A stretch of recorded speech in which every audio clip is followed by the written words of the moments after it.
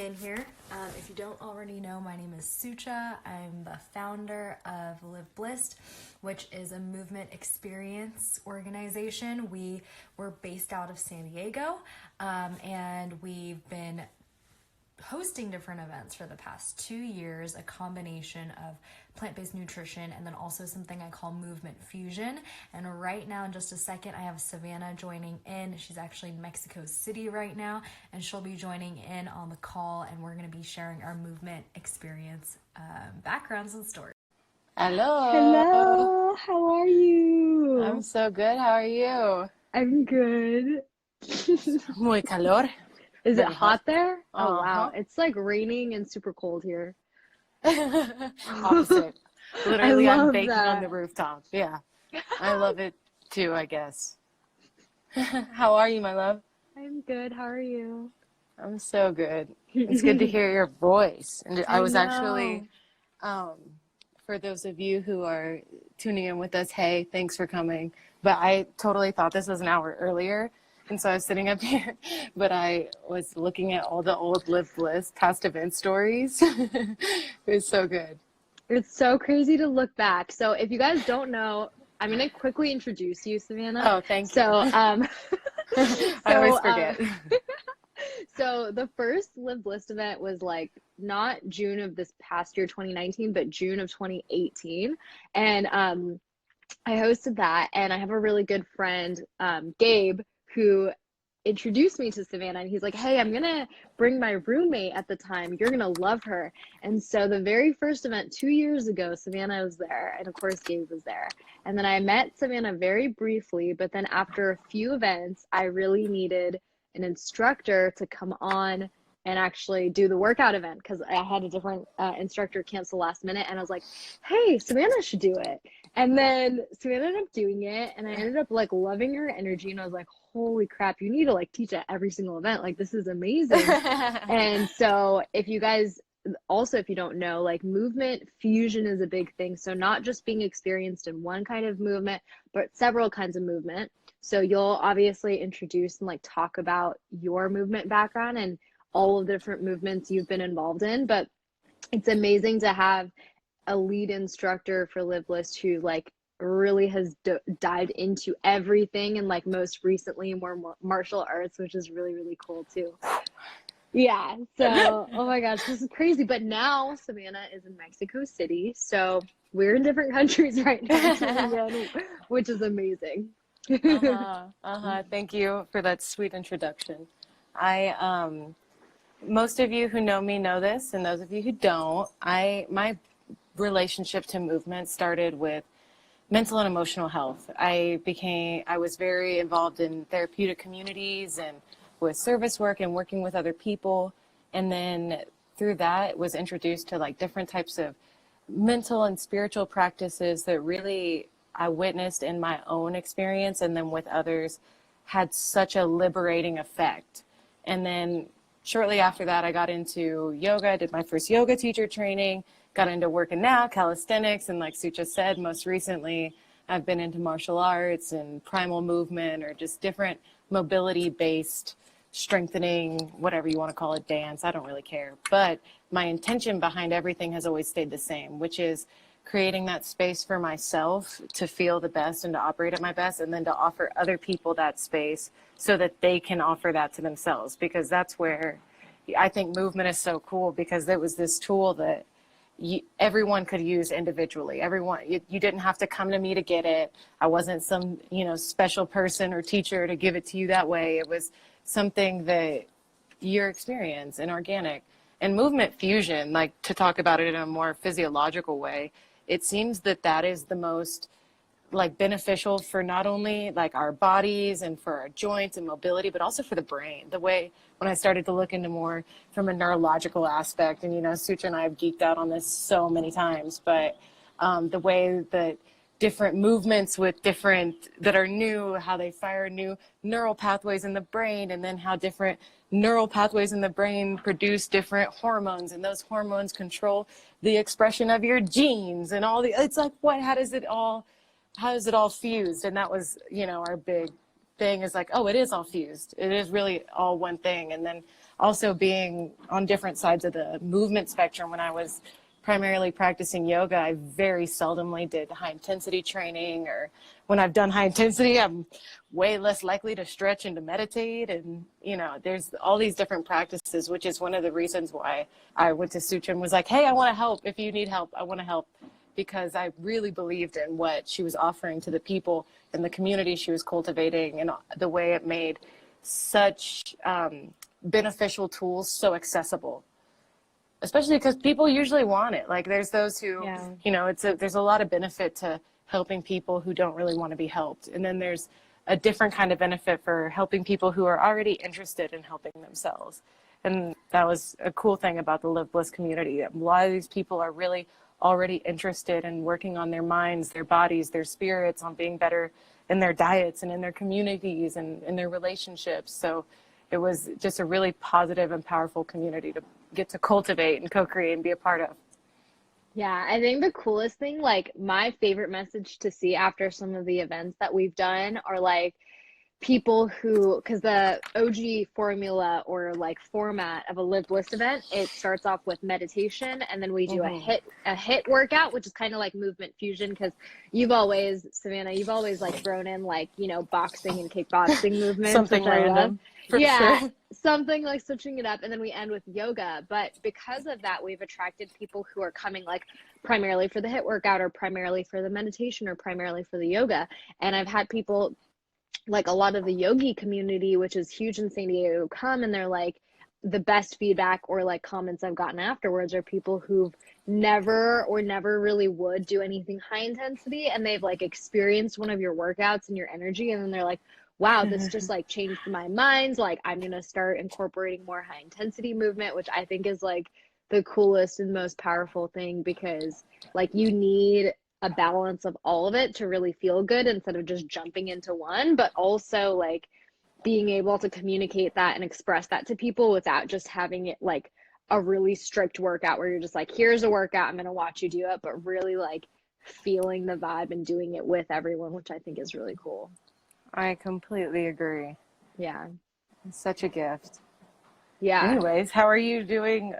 How's the movement fusion meets quarantine life?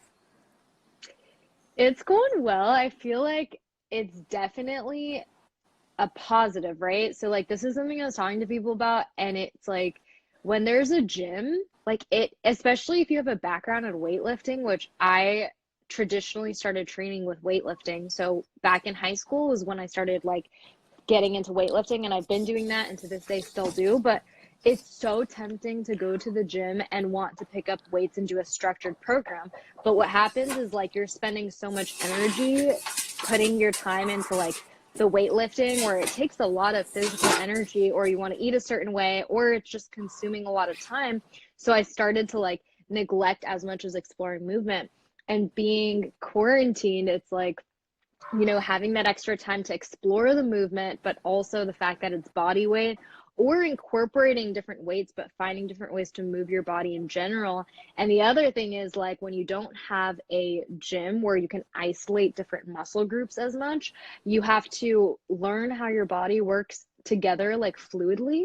But I actually, and you agree with me, this is why martial arts is a huge thing, is like that's what's natural for our bodies. We weren't meant to isolate our biceps and do a curl, right? We were meant to like fully use our body, just like how To we pull would do ourselves up. to pull ourselves up, or like go from like a loaded ape to a sprawl, or like jump up. Yeah. Like that's what we were primally meant to do. And so doing more of that and realizing, okay, this is how my body's functioning as a whole, and this is what's good for me as a whole, but making sure I'm not getting my shoulder blades too sore, or like my hips or whatever that is, that's been great. So I definitely think there's like, we used to call this R&D time, but like research and development time for movement. So like playing around with trying to, you know, see how our bodies are moving, and seeing what works and what does. It's all good. I started running, but okay, actually I want to know your take on running. So this is the thing. I don't run. I don't like to run. I love Stairmaster. I think you know this. And so I run occasionally, like literally when I just don't have cardio equipment, just to like get a sweat on, and more for like the endorphins and just because it feels good. But Uh-huh. every time I run, I think it's also because it's cement and sidewalk, and maybe I should try trail running. But the back of my knees, and of course my knees and my shins like hurt like crazy. And so I want to know if there's a specific technique, or what do you think? Were we primally supposed to run? Because I was having this conversation with my dad too, and I was like, were humans I love primally your supposed to dad. run? Yeah, he's funny. And then he was saying that like quadrupeds or people or like animals who actually have four legs, like they were actually meant for the speed running, but we like have that like the spurts of energy, but we weren't necessarily supposed to like run for like, even like 30 minutes or an hour just because, right? You know what I mean? What do Hmm. you think about running?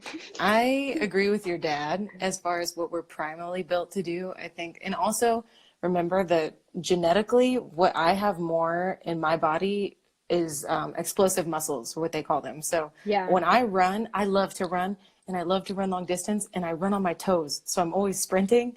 But I don't think, as far as like health is concerned and joint health is concerned and sustainability, that running's good for you, especially sprinting. I prefer doing either, like I said, I like doing really long distance, even though I don't think it's good for me.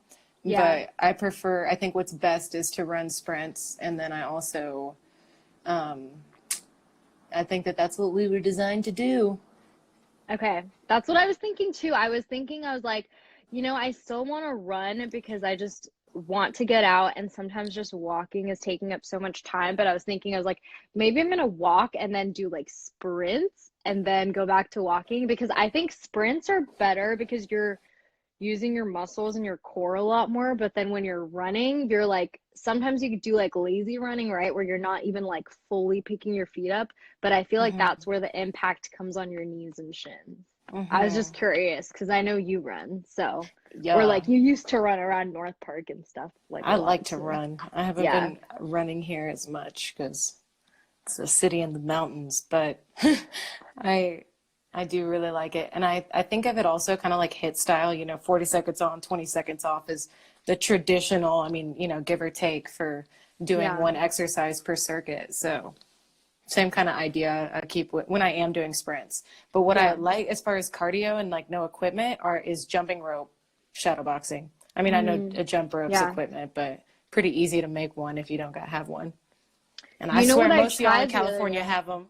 Yeah, yeah, yeah. No, jump rope's good. You know what I tried the other day because I was following a like boxing slash hit workout, is you're basically doing like speed jab crosses without a bag or without gloves or anything, but you either hold a towel or a tennis ball and you're like basically switching it from Have each to hand catch to the it. other. Yeah.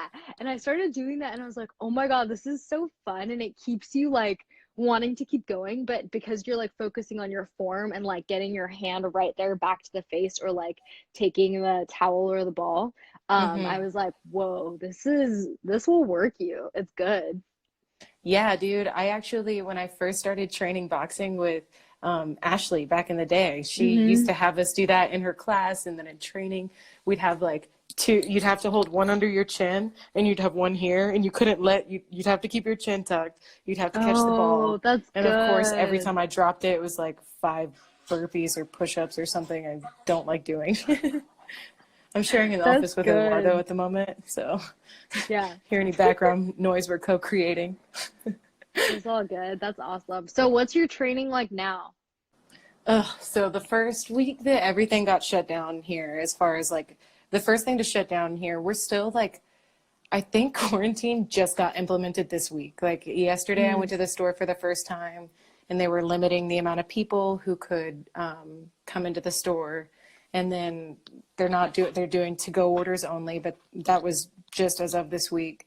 But the gyms and the schools closed, I want to say like a few weeks ago, almost a month ago.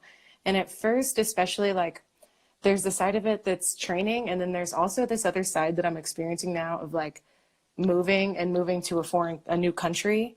yeah. So to have all three of the combination, and my Muay Thai practice, having a little Muay Thai team that I was just getting familiar with and starting to feel like a little bit of sense of, or having that outlet for community, just like having that outlet for exercise was nice. And then when it stopped, it was, that first moment was like, like just upset, depressed. But luckily, two of the people in the house, they both train martial arts as well.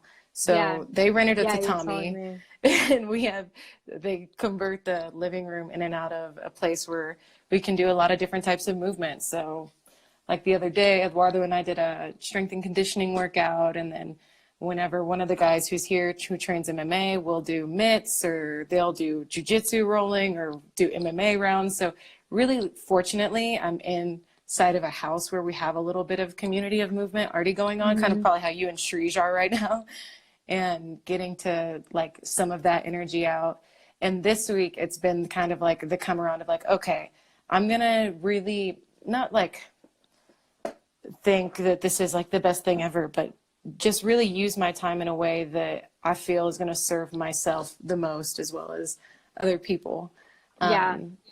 So it's been really nice this week to kind of to readjust. You know, you saw the Instagram live class we did the other day. It was Yeah, funny that was because awesome. it was super great. And I was just thinking earlier that day how much I missed the power classes at the boxing club, and just being able to Yeah. go every day once or twice and just go lose it all. And then I asked him if I could do, you know, some of the workout, which turned into me doing more of the workout than I wanted to. But I got Yeah. that kind of release and that sweat and that Yeah. energy. So kind of moving back into a different groove of things.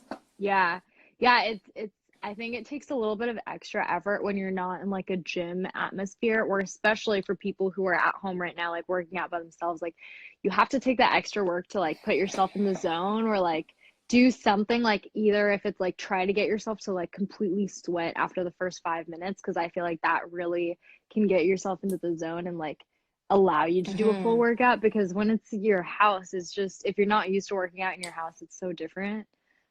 And also, I've been listening to this audiobook that Gabe suggested to me called Atomic Habits. It's Hmm.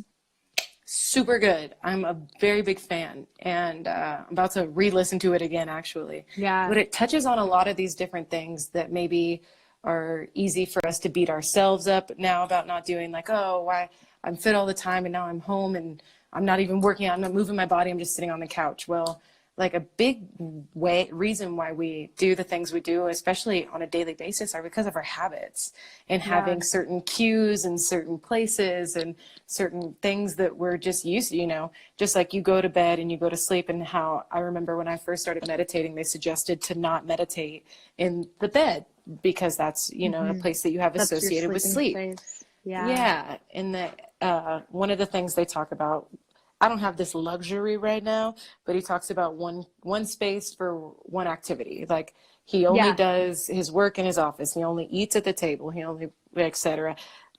I live with a bunch of roommates, so we kind of have to hop around space. So I get the struggle with that and the having to readjust that. But I strongly recommend, if you are in a place right now that is like difficult to kind of find your footing, to play with what you can, or check that book out and not Yeah. know that it's maybe not so much about like us as it is about like the way the primal brain is already conditioned to operate.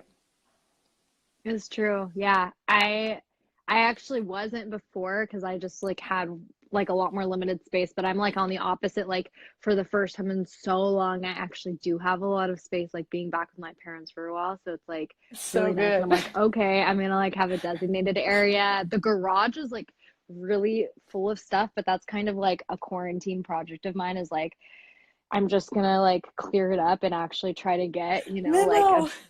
I know, I saw that too. That's awesome.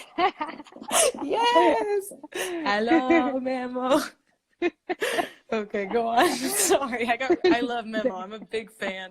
If any of you haven't seen him, check him out, Coach Memo 247 on Instagram. He's great. That's awesome. But yeah, like converting the garage into a mini home workout. Honestly, dude, like after this quarantine time and like working out at home, I'm just like, now I'm thinking, what's the big value stuff I get from the gym that I need to go in there for? And it's the sauna and Stairmaster. And besides those two things, I'm like, and an actual bag, but I've been looking into bags because I'm like, that'd be so You nice to would. have one at home. Like, think Yeah. about it. Because my Oh brother yeah, I uses have. it too. So I'm just like, it's worth it, you know? We've definitely talked about, there's this like big, almost, it's made out of bricks, but it's in the center of the living room. So we've Yeah. talked about buying like a belly pad and taping Mm-hmm. it to the thing so we can Yeah. use it. Or I suggested one of the other little padded things we had. But yes, we've definitely talked about getting a bag or tie pads. We have mitts, fortunately, so Yeah. we're able to throw some mitts, and if not, we'll just hit each other. Yeah. Yeah. Yeah, That that's what works. you and It's Shree should good. do. Y'all should just get some gloves and hit each other.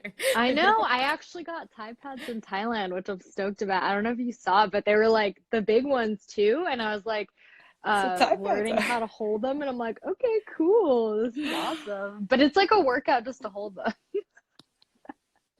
I'm Girl, you like, ain't lying. okay. One of the things about training, especially here, they're like the conditioning is super gnarly the way that they do the Muay Thai classes here versus the ones in San Diego. The ones in San Diego are great, love them.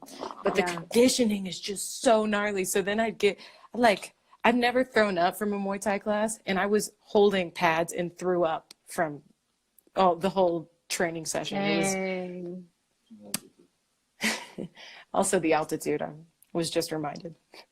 Yeah, I bet. Yeah, altitude is a huge difference. I feel like there's so many different things. Vividly, I remember, so even in different parts of Thailand. So if you guys don't know and if you're tuning in, I recently went to Thailand like in January, and it was really cool. I'm super noob to any martial arts, anything, but I like dabble in everything, which is why I just love movement and stuff. But I tried some Muay Thai training in Phuket, which is like a big touristy place, and then also Chiang Mai, which was a more like serious training facility. But specifically in Phuket was like my first time doing an actual Muay Thai class, period, but also in Thailand, which was really cool. But the entire way they structured the class was like super different and old school, and it was also near the beach. So it was like 10 minutes of straight up just jumping on tires. Your calves are burning.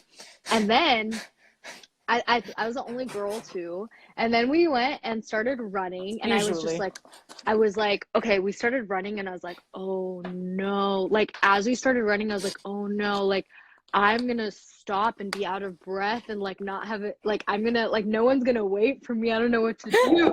I was just started running, and it's like along the beach. It was super pretty.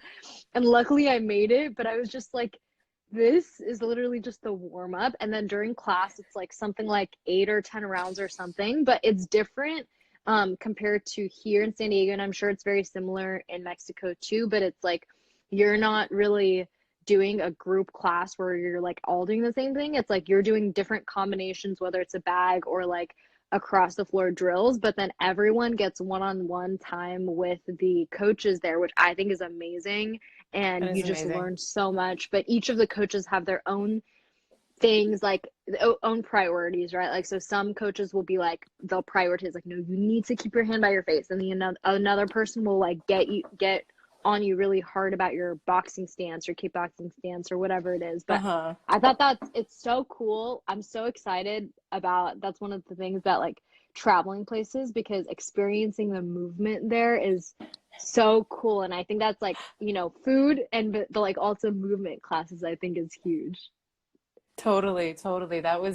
It's been some of the most fun I've had in Mexico City up until the quarantine was definitely just training and like seeing different styles. And also like, I don't speak fluent Spanish yet. So the language barrier was also like yeah, it was like challenging, but it was super fun. Like to like be Yeah. super focused on them, and then have my crew come and say something to me and like really explain something to me, and just be like really Yeah. trying to all of a sudden But understand. that is a cool thing about martial arts though. Sorry to interrupt, but like I No, noticed you're this and good. I was like, there's two things I feel like, two big movements, or maybe three because yoga is one of them, but like dance, yoga, and different version of martial arts. I feel like those three things are all over the world, and you actually don't need to know so much of that language to communicate with it, because in Thailand, like the coaches barely spoke English, and the English that they did speak, like I would always be like laughing and stuff, but Yeah, I it's was great.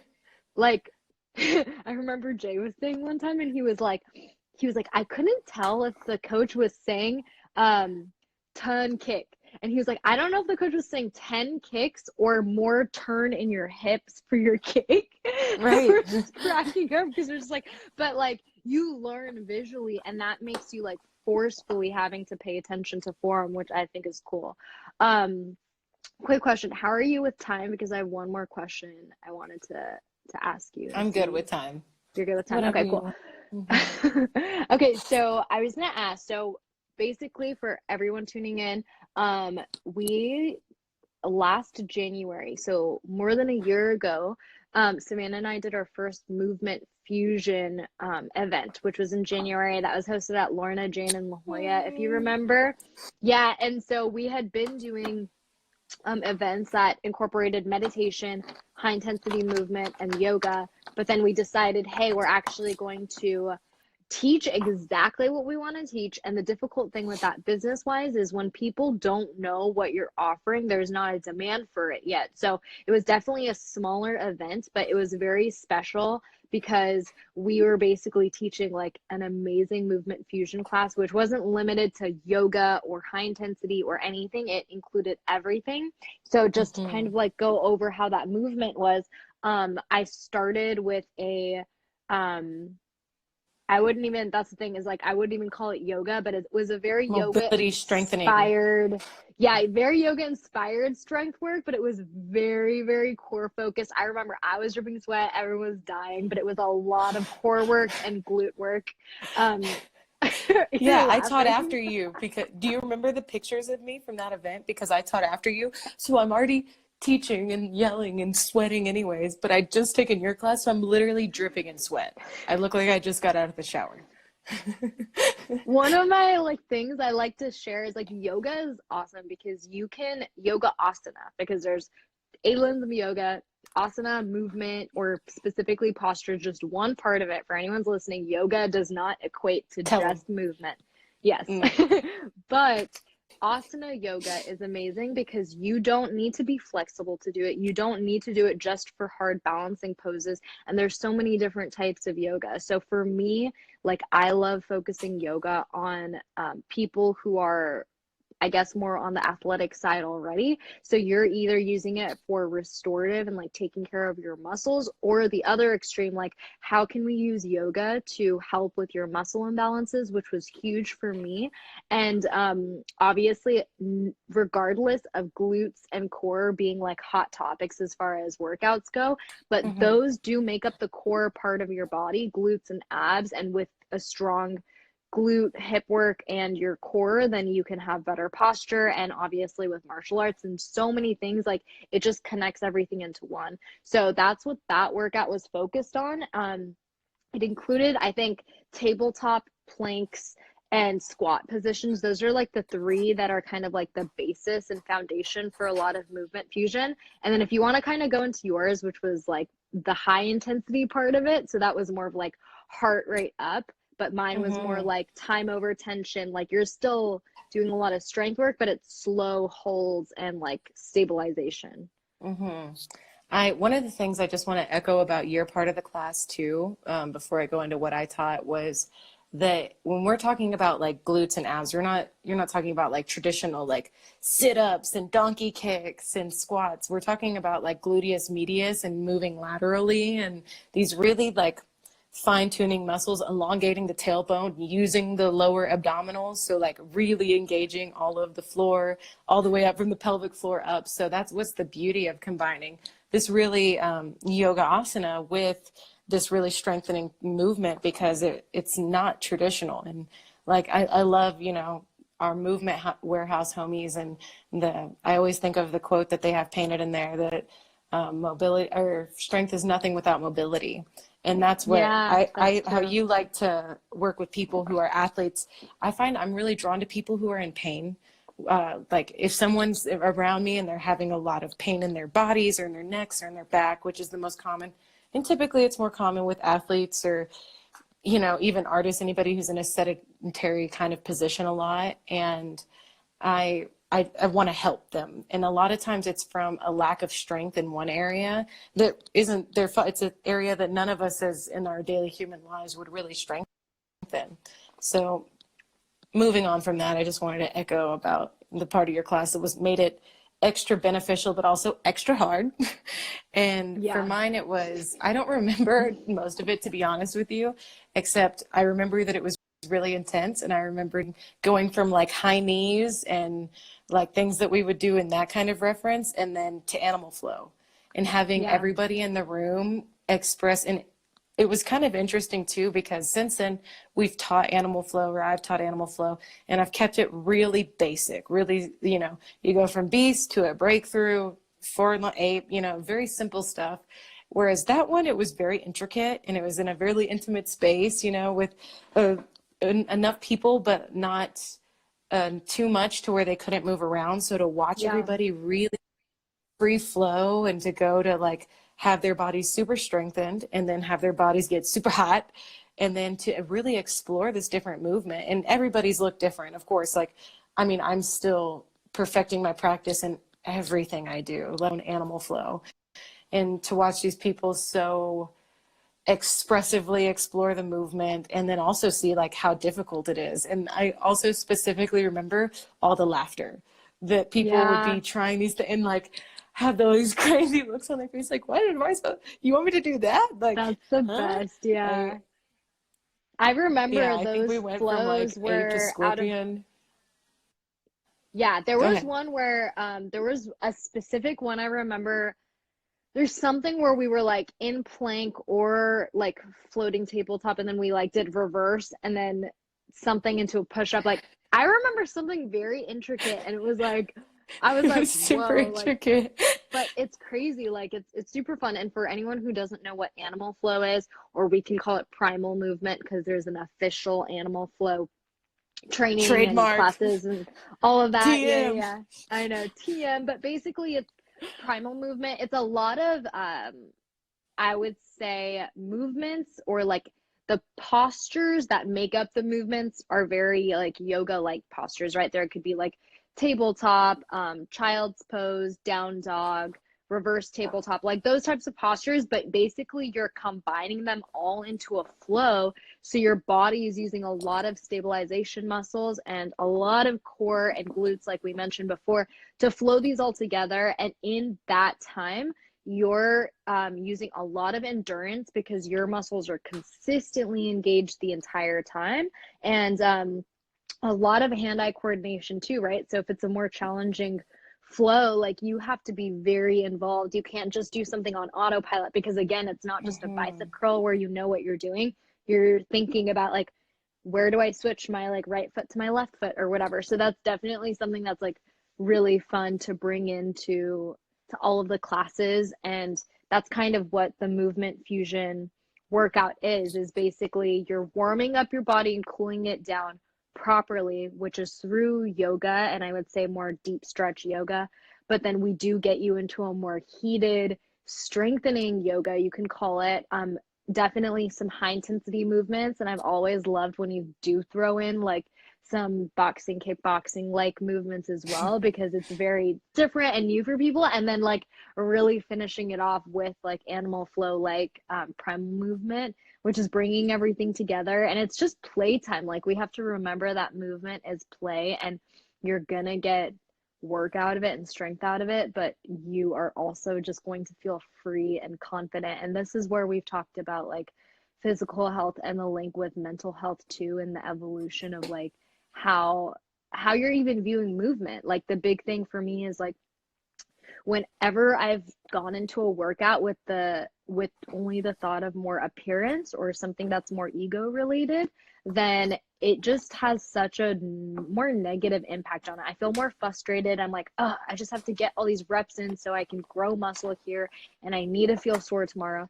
Whereas when I've switched my like lookout and perspective on it to be like, how can I build this strength over time? How can I like master this primal movement flow, because this is increasing my hand-eye coordination? Or especially martial arts has been like a big teacher of that, because it's really putting you in your place. Like you can't, there's no shortcuts. There's no shortcuts. Like if you're gonna look like you're doofus, like when you're trying out any of the stuff, it's gonna I'm take you gonna any get hit temper in the tantrum. face. Yes, you're gonna get hit. And if you're not consistent with it, I mean, this is like people who've been training for a long time, it's probably different, but if you're not consistent with a practice, like you're gonna have to like relearn, and yeah, it's just basically gonna put you in your place. But all of that combined, it's like thinking about everything long-term health-wise is so important with the movement fusion workout, and just how you're just viewing movement in a whole, I think. Mm-hmm. I agree. And like I mentioned in the first part of our first call, my interest in being a part of Live Bliss was because I mean, I'm a very passionate person, and I'm very passionate specifically about helping people. And I've done that in a lot of different ways, whether it's through like talk counseling or reading astrology charts or offering yoga or HIIT or just being a friend. And also, like, I'm super drawn to that in a worldly perspective as well, whether it's volunteering or recycling, doing things that we can for the environment or for animals, etc., plant-based diets. And it was the fusion of all of that that you had present. Because I find, you know, the way it's like I think it's a Dalai Lama quote, like, be the change you want to see in the world, or the way that we treat the world is the way we treat ourselves. Like, oh, so if I really am interested in being a better person for other people, if I'm interested in showing up and offering people my best thoughts, my best spirit, my best, you know, physical help, then I have to first offer that to myself. And thinking of that on just a physical level, that would be, okay, if I want a high intensity, then I also must take care of my mind to slow things down. Because especially if we want to get into more Ayurveda, like, and we were talking about running earlier, Vatas, which you probably have a lot of Vata, and running is super bad for Vatas. And Pittas, which your girl over here, as you can tell by my red face, we like to run, and it's not necessarily that good for us. So there's these ways of balancing the elements inside of us through our practice, through our diet, through our lives. And I think that the more I become in tune with that, the more organically I'm able to show up as that for the world. And I imagine that since I'm just a human, it probably works the same for other humans. And so that if each human takes the time through meditation and through yoga or whatever kind of mobility movement they like, and through high intensity and through community and through, you know, diet care, then they'll know what their place in the world is. I don't know what everyone's supposed to do. I don't know what the world's supposed to do. I have no fucking clue. And I do know how to listen to myself because I've been taught by amazing teachers and spent a lot of time in that practice. And I know that when I make decisions from that space, that they usually come in a way to serve myself and others in a way that I wouldn't have been able to really think about. So I trust that same principle works for others. And that's why, you know, I like to teach movement, because I would rather you just have that own internal experience and know how to listen to you. It's like how I used to tell people before the beginning of my classes at the boxing club, like, okay, I yell a lot, I make a lot of noises, and this is going to be a really intense workout. And I'm yelling at you and I'm screaming this because I'm trusting you that you are going to listen to your body before you listen to me. Because I'm not inside your body. I don't know, you know, like it's same with fasting. Like some people I can fast for longer than more Vata or Pitta Vata types because but it's also important to know. It's like movement, you know, and eating habits. You have to like tune in with yourself. And I feel like this is the thing about any science like Ayurveda or so many holistic sciences, is like who created this in the first place, right? Like they had to tune in to even figure out this science. So like the truth is that like all of these answers are inside of us. Like that is the fucking truth. You know what I mean? Ding, like ding, ding, all, ding, ding, ding, ding, all of ding, the ding. answers are inside of us. But the issue is that like our society and the atmosphere that we put ourselves in, and I know I'm guilty of this, is like I put way too much on my plate, and all of that is noise. And it's not necessarily bad noise because we're doing a good thing, but yes, it does distract us from being able to fully tune in with ourselves and like know what is right for us to eat, or know what irritates us, or know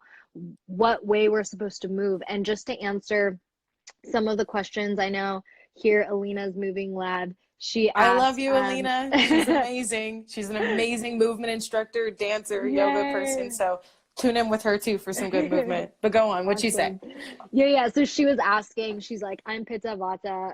like, what do we do? And from what I'm understanding in that is like, you know, just like Savannah said, and I know Savannah's a lot more knowledgeable in this as far as like what's recommended, what to do. Like maybe for me, like I shouldn't be running as much, but like truly, truly, truly, and this is how I got into movement fusion. And this is the reason that I did Live Blissed, is like introducing all these different instructors who have different movement styles to share. Like even within a high intensity movement, everyone's style is so different, is because you should just consistently be trying new different types of movements, because not only are you going to connect and learn from every single person, but you're also going to find out what works for your body. And like I know a lot of people who are trainers and instructors, and they don't really take time to take other people's classes because they're like, I'm an instructor trainer, or they just prefer to do a solo workout. But you truly learn so much when you're taking classes from other people and different types of movements.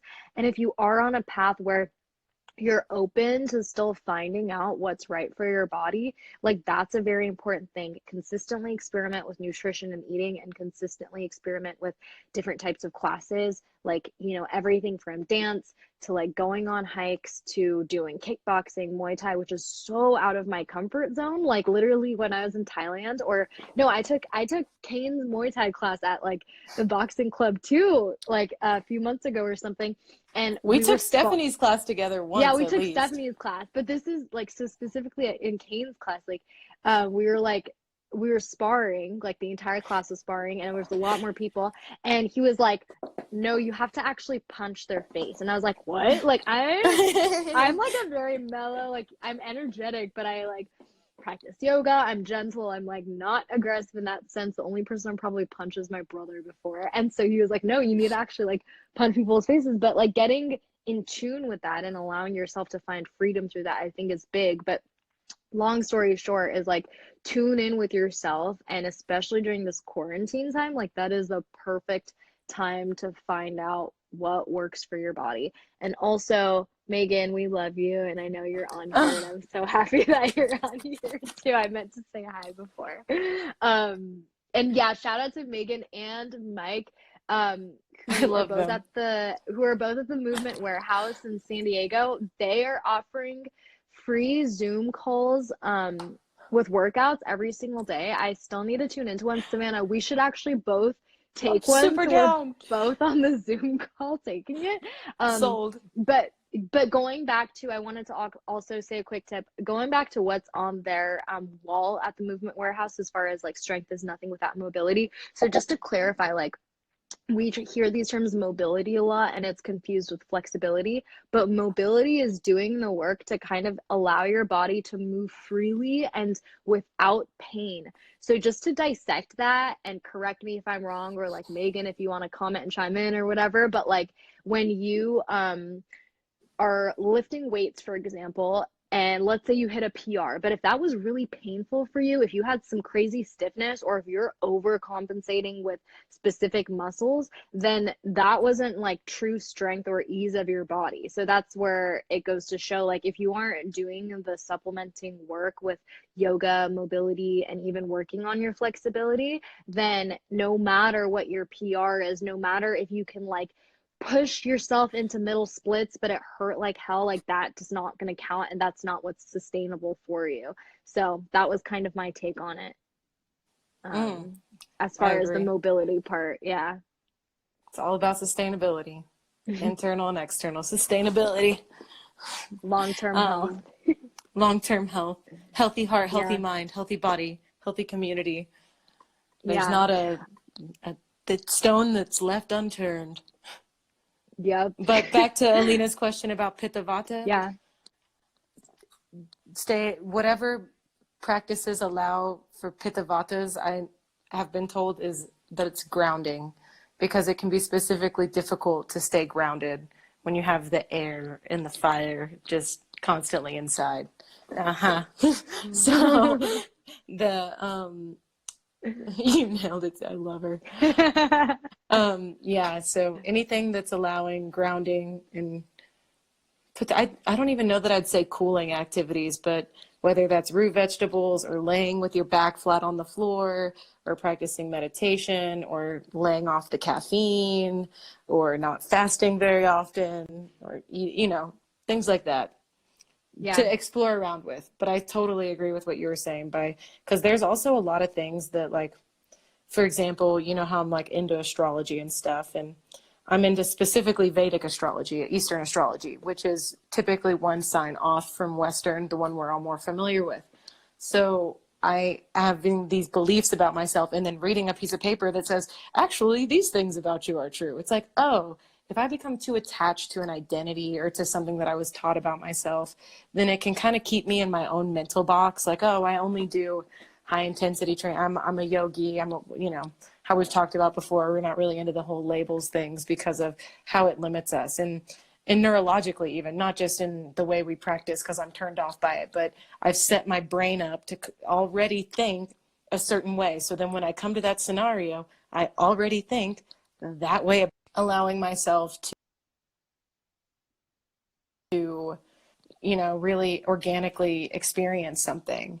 And that's another beauty of trying these new movements and trying different practices, different diets, I like to listen to lectures, whatever it is. Yeah. These different practices will naturally do stuff to the brain too. It's not just our physical health or even just like our mental health, into how, like, oh, I feel good because I have endorphins, or I release some dopamine, or I burned all the cortisol out of my body. It's actually forming new neural pathways because I'm doing something I have never done before.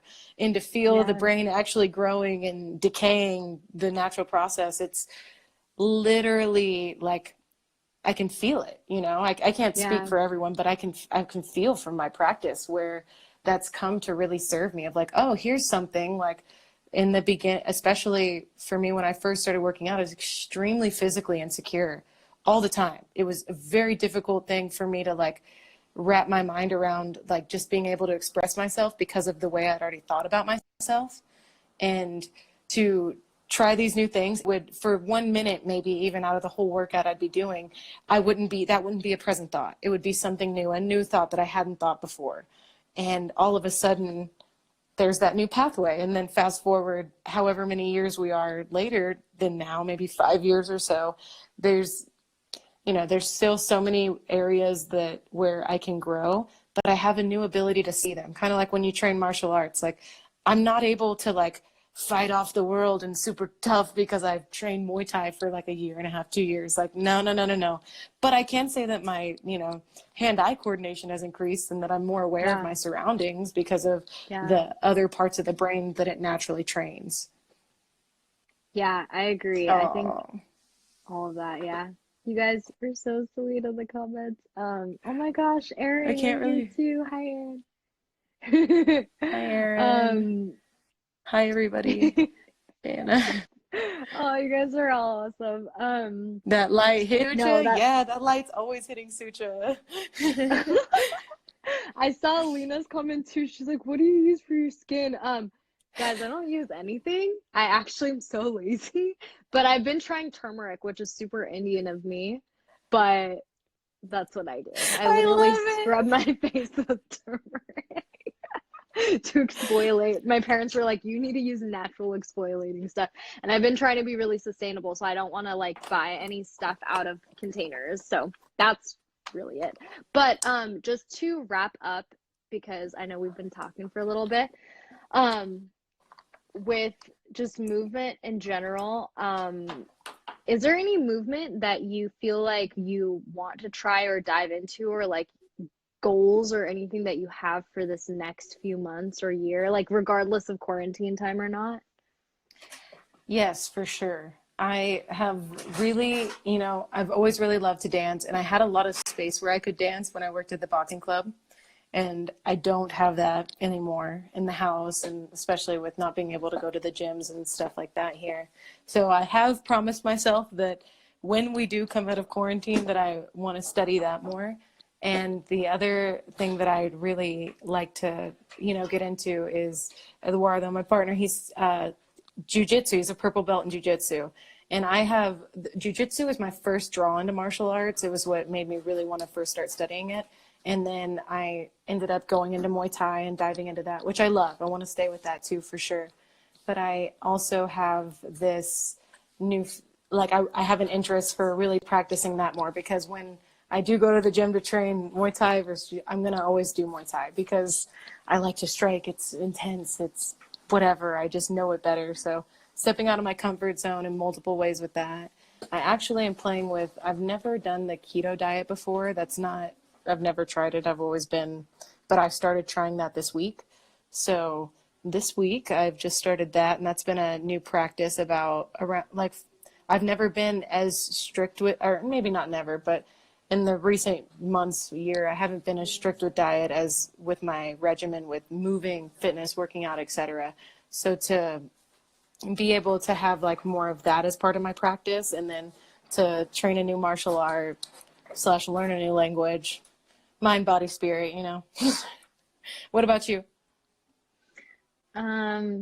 I love that you said that. It's so funny because like I feel like we're completely opposite people, but some of the stuff that we like focus on is very similar. So like you mentioned like the keto thing, and I've never intentionally been to, but I've seen the way we both eat, and it's very easy for me to like naturally go towards protein and fats as opposed to carbs. So I just think that's something that's like fun to explore. And to kind of like answer the question on my end, um with the quarantine time and just in general, like spending more time, I think last time we got cut off when I was saying R&D time, which I used to call it like research and development time as far as movement goes, and just like Yes. really trying to build out movement fusion program. So like we've come up with an actual workout, and then Jay and I actually created a movement fusion workout, but it's mobility focused. So it's like I love ours, it. I feel like is more high intensity focused. And then we created one that's more mobility focused, which we actually did a live class of,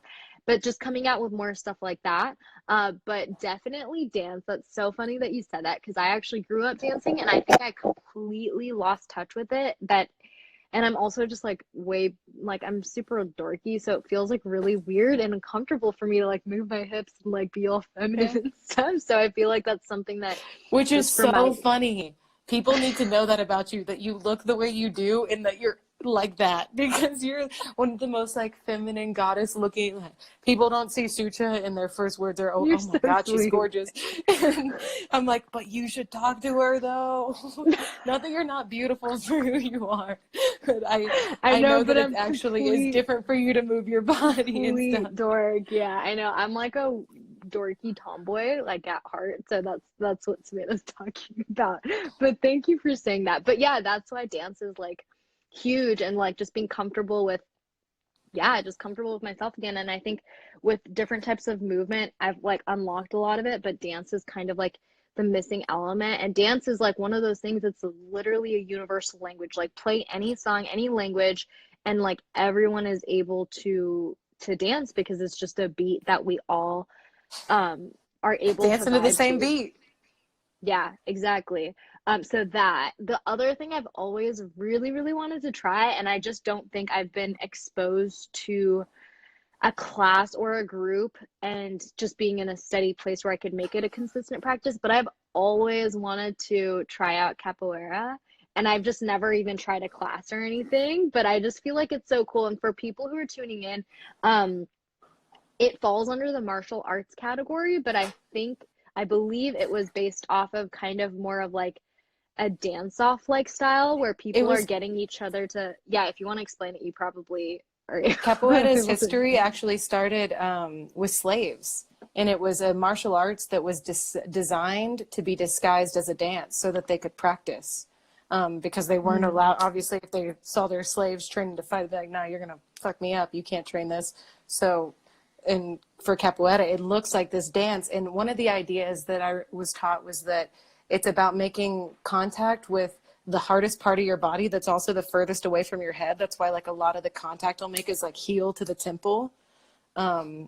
Slash also that's like one of the hardest parts of your body and the softest parts of their body. So it's really interesting. I remember when I was taught that, I was like, whoa, what is the history of this? Yeah, It's a strong history. I know. That's amazing. I mean, that's really special.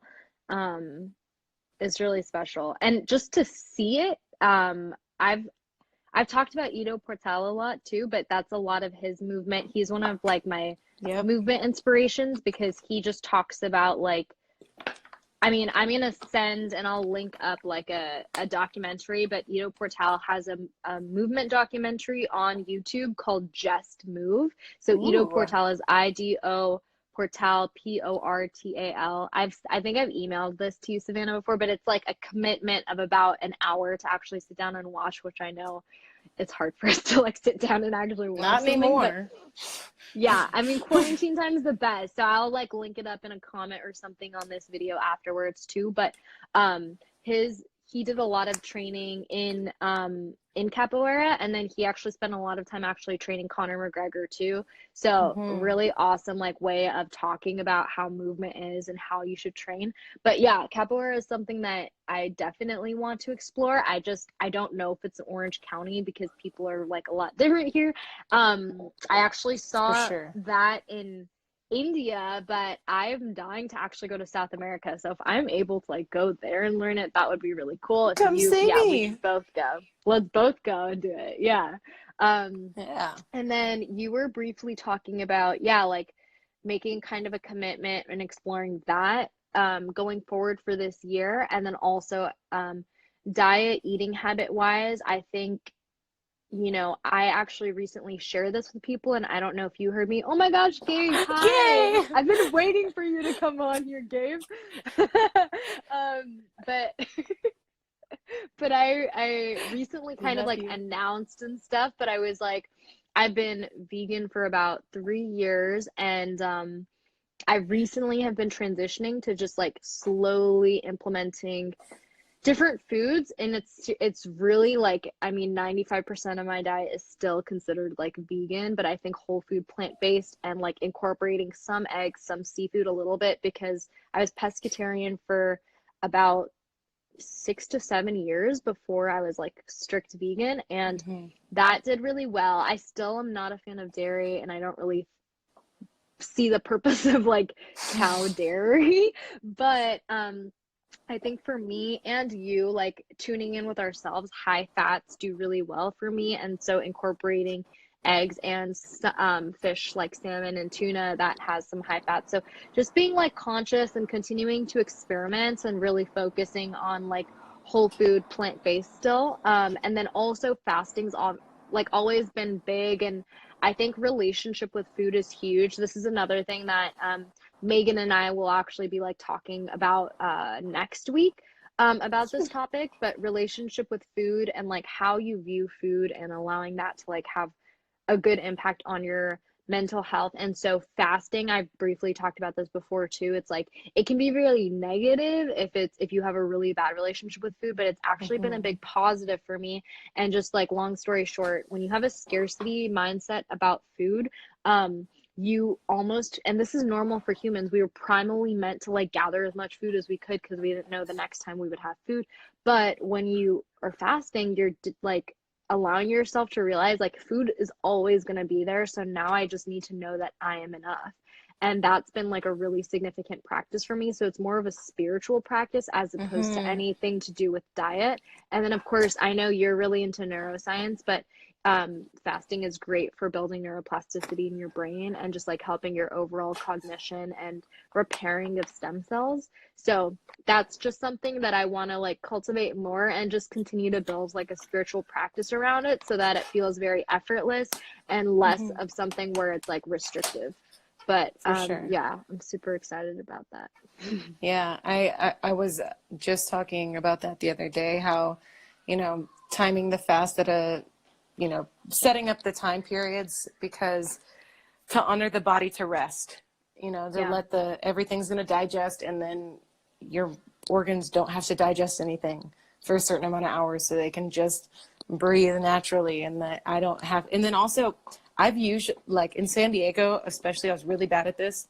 But I would fast or intermittently fast and I would drink, I would still be very active. I would, go to both of my jobs. I would still teach. I would, still work out or whatever. And then be in these moments where, like, just how you're saying with the scarcity, that moment of panic, the primal brain freaking out because it's not knowing when it's going to get and it knows it's depleting.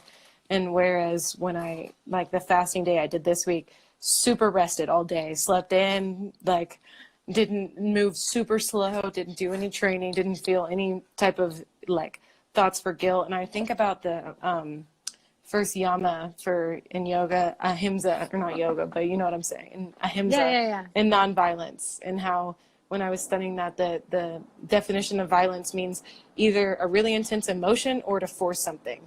And so not forcing my body, you know, to digest and taking the time to listen, like, oh, I'm not going to have a specific time when I'm going to break this fast. I'm going to, you know, drink this amount of water. I'm going to do this, and I'm going to rest this much, and then listen to my body from this time to this time.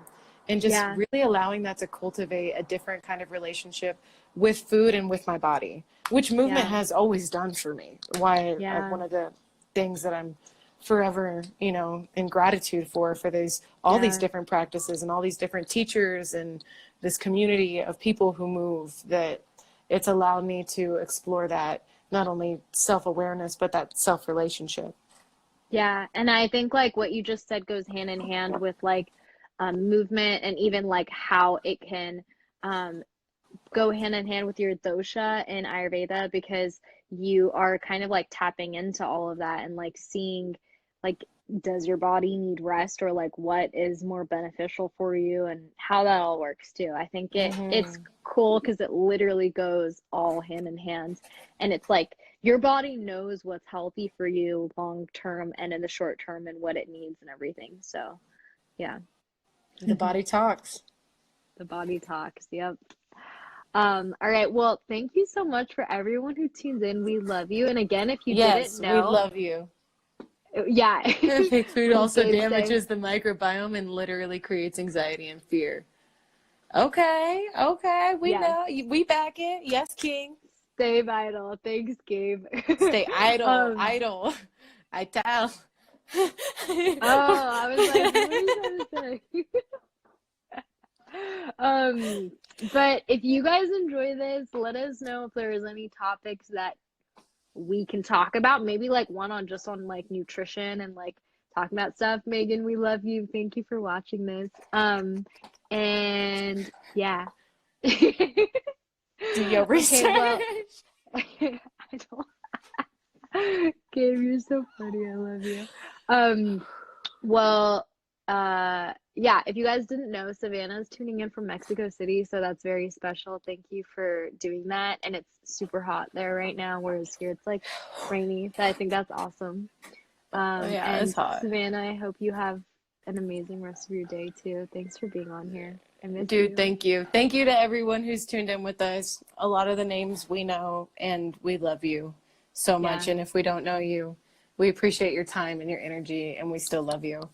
And Sucha, as always, I adore you, and I thank you. Thank you for the space to express. Thank you for the space to be inspired, and for the space to co-create with you. I love you. I love you too. And Movement We Fusion. wouldn't be here. I know. I'm excited when we have our reunion. We are gonna be doing some really exciting things. I'm excited to share that with all of you guys. Y'all have no idea. Okay, bye everybody. Ciao, amor.